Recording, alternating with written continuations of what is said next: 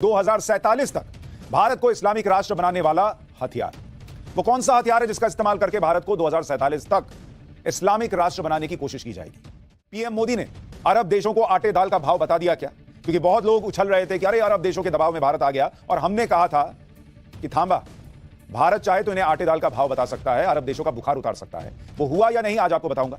लेकिन पाठशाला में सबसे पहले भारत को इस्लामिक राष्ट्र बनाने की साजिश में इस्तेमाल होने वाले हथियार का चर्चा। हमने आपको बताया था कि कैसे मुसलमानों का इस्तेमाल किया जा रहा है, कैसे मुसलमानों को भड़काया जा रहा है, और यह पूरी प्लानिंग के साथ हो रहा है। यह मैंने आपको पिछली पाठशाला में बताया था, कई बार बताया था। क्योंकि देश जिस तरह से तरक्की कर रहा है, जिस तरह से आतंकवादी कश्मीर से आगे नहीं बढ़ पा रहे। एक जमाना था ना भाई, देश भर में ब्लास्ट हो जाता था, लोग फोन करके पूछते थे अरे फलाने जगह ब्लास्ट हुआ है, तुम ठीक तो हो?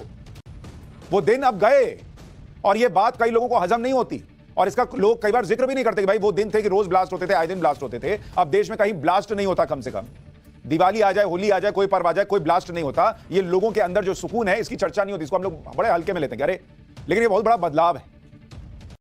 लेकिन आतंकी चूंकि देश में आ नहीं पा रहे, उसमें भारत विरोधी लोग इस साजिश में लगे हैं कि देश के अंदर ही आग लगा दो, क्योंकि बाहर से आतंकी भेज नहीं पा रहे, कश्मीर क्रॉस नहीं कर पा रहे, तो क्या करो, अंदर ही ऐसे आग लगा दो कि भारत जो है वो जलना शुरू।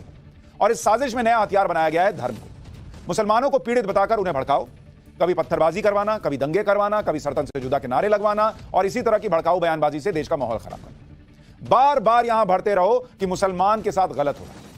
आपको याद होगा कल पटना में भारत को 2047 तक इस्लामिक राष्ट्र बनाने का खुलासा हुआ था। आज ISKP यानी ISIS का जो खुर्सान प्रांत वाला संगठन है, हिस्सा है, उसकी मैगजीन में मुसलमानों को जिहाद के लिए कैसे भड़काया गया है, किस तरीके से जिहाद करने के लिए कहा गया है, वो भी सामने आ गया। और जो PFI का दस्तावेज बताया जा रहा है पुलिस के जरिए, उसमें देश को इस्लामिक राष्ट्र बनाने और आतंकी संगठन IS खुरासान की मैगजीन में लिखे लेख में बहुत ज्यादा फर्क नहीं है। दोनों का एजेंडा मिलाइएगा तो एक ही नजर आता है कि मोदी का विरोध है, जिहाद के लिए भारत में मुसलमान और युवाओं को भड़काना है, भारत में हिंदुओं के खिलाफ नफरत फैलाना है। यह दोनों में मैच होता है, एकदम मैच होता दिखेगा आपको, क्योंकि बहुत खतरनाक है। ISIS से जुड़े आतंकी संगठन ISKP यानी इस्लामिक स्टेट खुरासान प्रांत की एक मैगजीन में प्रधानमंत्री नरेंद्र मोदी और भारत को टारगेट किया गया है। और इस मैगजीन में पीएम मोदी की तस्वीर छापी गई है जिसमें खून के छींटे लगे हुए हैं। बैकग्राउंड में दंगे की तस्वीर है। पीएम मोदी की तस्वीर के पीछे भारत का झंडा है, और नीचे अंग्रेजी में मोटे अक्षरों में लिखा है India between pen and hope, जिसका हिंदी में मतलब है दर्द और उम्मीद के बीच भारत। यही वो तस्वीर है जिसको छापा गया है। और इस मैगजीन का नाम वॉइस ऑफ खुरासान है, और ये उसके कवर पेज पे छपा है। मैगजीन का लेटेस्ट एडिशन आपको दिखा रहा हूं। आतंकी संगठन ISKP की इस मैगजीन में लिखा क्या है, यह भी आपको जानना चाहिए। इस्लाम ने हिंद यानी भारत के लोगों को भद्दी विचारधारा से मुक्त कराना शुरू किया था, यह इसमें बताया गया। हिंदुस्तान पर सैकड़ों वर्षों तक इस्लाम का राज रहा, और बाद में इस्लाम को दबा दिया गया। आज के दौर में भारत में बेकार विचारधारा है, यह इसमें लिखा गया। और विचारधारा इनको क्यों बेकार लग रही है? इनके मुताबिक इसलिए बेकार है क्योंकि यहां लोग पत्थर और गाय को पूजते हैं। हिंदू देवी देवताओं के पास दैवीय शक्ति नहीं है, वो किसी की मदद नहीं कर सकते, यह भी इसमें लिखा गया है। मैगजीन में यह भी लिखा है कि इस्लाम का विरोध करने वाले काफिरों का अंत अब करीब है। मतलब हिंदू धर्म को टारगेट किया गया है। इसमें खास तौर पर बीजेपी, उनके नेताओं को टारगेट किया गया है, और हिंदुओं का अंत नजदीक है। जो भी इस्लाम नहीं मानेगा उसका अंत नजदीक है, यह दिमाग में भरा गया है। हिंदुओं और सिखों की स्थिति ने किया अफगानिस्तान के अंदर, यह अफगानिस्तान का बता रहा हूं, जहां पर यह ISKP एक्टिव है, वहां 130 हिंदू बचे थे। 130 हिंदू एक पूरे देश के अंदर, अफगानिस्तान के अंदर, हिंदू और सिख दोनों मिलाकर 130।